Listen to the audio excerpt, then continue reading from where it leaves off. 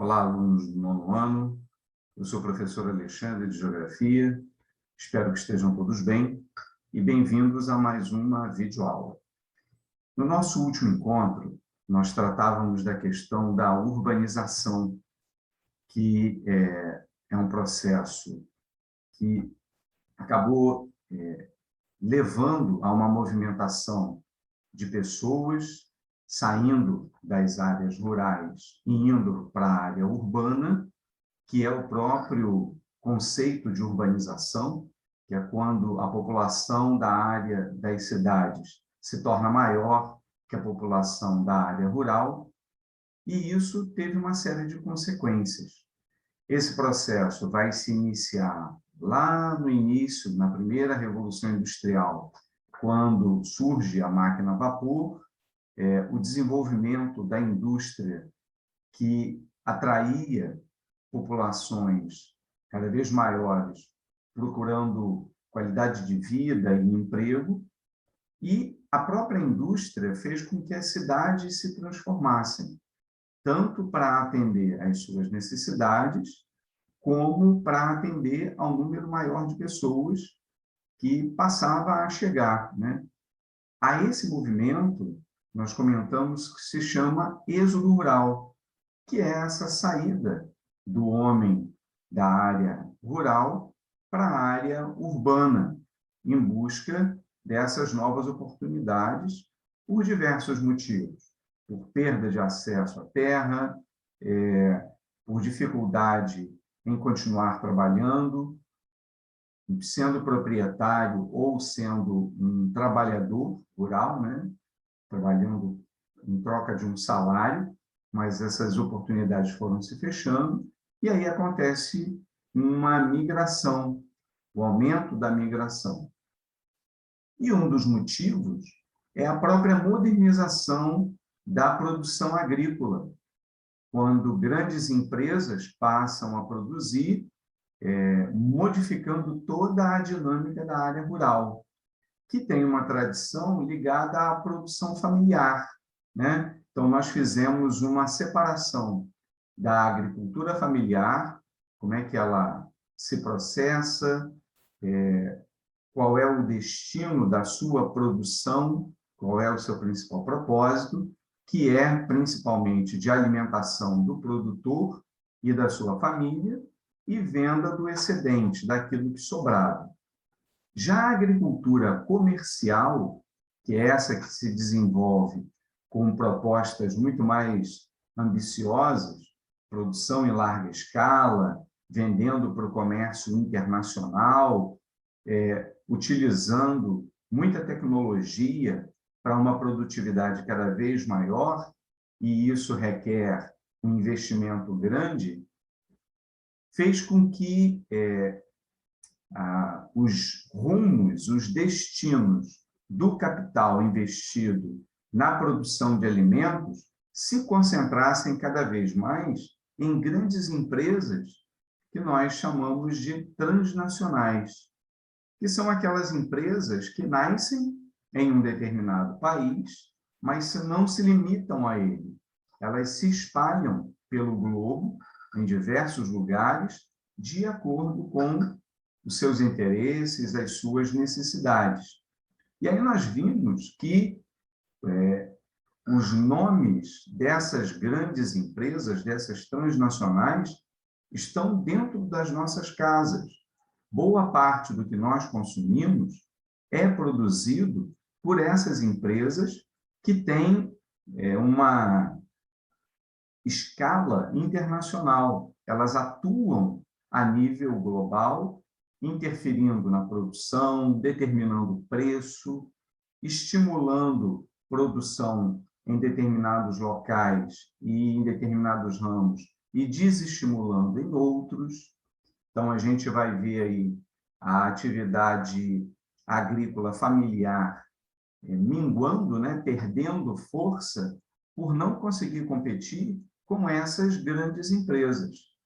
Mesmo porque essas grandes empresas são aquelas que detêm a maior quantidade de dinheiro, de recurso, para ser investido na produção. E aí foi aonde nós encerramos o nosso último encontro, tratando da questão do tal do capital financeiro. Então, o que é o capital financeiro? É o dinheiro empregado por bancos e agentes financeiros como investimentos pelo mundo. Esses recursos migram facilmente de um lugar para o outro, segundo os interesses dessas grandes corporações. Então, para a gente entender melhor o que é esse tal capital financeiro, a gente precisa fazer uma pequena viagem histórica para ir lá no início do capitalismo, que é um assunto que a gente até já tratou num outro vídeo encontro. Lá no século XV e XVI, no período das grandes navegações, quando inclusive o Brasil é descoberto, os países europeus, deixa eu aproveitar aqui, deixa eu colocar uma canetinha para explicar melhor. E saíam daqui, ó, aproveitando esse mapa mundi, espanhóis, portugueses, ingleses, franceses, holandeses, começaram a circular o mundo fazendo negócios, transportando mercadoria de um lugar para o outro e ganhando dinheiro com o comércio. Daí, essa primeira etapa, lá no século XV, fica conhecida como capitalismo comercial. Com o advento da fábrica, da indústria, já no século XVIII para o XIX, a gente vai ver um crescimento do capitalismo industrial, porque o lucro agora era principalmente vindo da produção da indústria, produzindo em cada vez maior quantidade, diminuindo o preço, espalhando seus produtos pelo mundo. Então, o grande capital, o grande financiador, o grande empresário é aquele que está ligado à produção fabril, às indústrias. Só que aí, com o avanço dos negócios e o aprimoramento da produção industrial também, entra em cena um terceiro agente. Não era novidade, ele já existia há muito tempo, só que ele viu uma oportunidade de crescimento, que era justamente os banqueiros. Que são os banqueiros? São empresários que detêm um determinado capital, um investimento, e eles vivem do empréstimo, da negociação desse seu dinheiro, ganhando juros em troca disso. Então, eles se associaram, banqueiros, com os industriais, fundindo o seu dinheiro, juntando o seu dinheiro, e deram origem a esse tal capital financeiro. Então, o capital financeiro é uma junção do capital industrial com o capital bancário e que agora ele não tem mais uma sede, ele não fica num local só. Ele é usado para procurar bons negócios pelo mundo todo. Então, aonde houver uma boa oportunidade para fazer o seu dinheiro crescer, esse capital financeiro, esses investidores, vão correr o mundo, inclusive na produção agropecuária. E aí a gente vai ter um outro problema, porque esse capital financeiro, ele vai, como está escrito aqui, aonde mais lhe interessa. E é necessário fazer o que for preciso para que esse dinheiro cresça cada vez mais. Então, esse capital financeiro acabou financiando uma modernização do campo que teve como consequência o desemprego, aonde o trabalho humano era utilizado com o avanço da tecnologia e a necessidade de produzir cada vez mais, em menos tempo, produtos cada vez melhores para comercialização, esse trabalhador rural foi sendo substituído por algum tipo de equipamento. É o que a gente chama de desemprego estrutural. A gente também já tratou disso aqui num outro vídeo encontro. Falamos de dois tipos de desemprego. Desemprego conjuntural, que acontece quando a economia vai mal, as coisas não estão bem, então as pessoas perdem o seu emprego, mas quando aquela fase pior passa, a crise passa, essas vagas retornam. Então as pessoas podem ser recontratadas. No caso do desemprego estrutural, esse é um caminho praticamente sem volta, porque o ser humano está sendo substituído por um equipamento. Então, olha o que está escrito aqui. Se refere a vagas de trabalho que acabaram por terem sido substituídas por novos métodos, softwares, robôs, equipamentos. E na área rural, como está mostrando aí nessa chargezinha, olha quantos trabalhadores foram dispensados, substituídos por um único equipamento. Um trator-caminhão que faz a colheita e já joga aqui dentro do caminhão para ser transportado. Então, essas vagas se fecharam. O empresário não vai mais voltar atrás, dispensando a máquina para recontratar os operários humanos, porque a máquina acaba sendo mais eficiente, custo menor, dando mais lucro para o empresário. Porque é a sua lógica, ganhar mais dinheiro, independente do que vai acontecer com esses trabalhadores. Que, no caso de países mais pobres, como é o caso do Brasil, países subdesenvolvidos, esses trabalhadores não conseguem mais se recolocar na atividade rural. Eles não conseguem mais outro trabalho e só resta uma opção: migrar, sair da área rural em busca de uma nova oportunidade. A grande maioria deles acaba migrando para as cidades, porque já não tem mais no campo oportunidades de trabalho. Então, o que eles têm para oferecer é só a sua força física para o trabalho, então vão em busca de uma nova oportunidade nas áreas urbanas.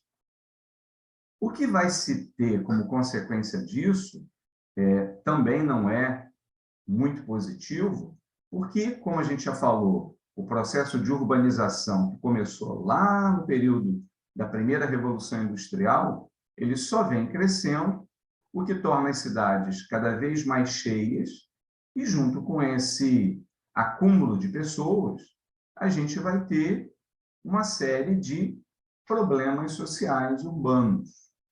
Então, as cidades passam a ter uma quantidade enorme de pessoas que, nas áreas de países mais pobres, isso se potencializa, se torna um problema mais grave, né? Já em países mais ricos, isso vai ter uma outra dimensão. Então, nos países mais pobres e dependentes, o exército de desempregados aumenta, ao mesmo tempo em que suas metrópoles se tornam cada vez mais inchadas, estimulando o crescimento urbano desordenado e o aumento das atividades informais e da violência. Então, se em países mais ricos esse trabalhador rural ele recebe algum tipo de capacitação para fazer um outro tipo de atividade, mecânico de máquinas, se torna operador de máquinas, vai fazer algum outro trabalho mais específico, e as cidades têm trabalho para oferecer para aqueles que não conseguem permanecer no campo. Isso não é uma realidade em países mais pobres, aonde as cidades vão se inchar com pessoas sem capacitação para conseguir trabalho nas áreas urbanas, o que vai fazer com que elas, para sobreviver, procurem os lugares mais humildes, né? Em qualquer situação, para poder se abrigar, e para sobreviver, ganhar dinheiro, trabalhos bem mais humildes, né? Subempregos, que a gente chama, ou mesmo o trabalho informal, como de camelôs.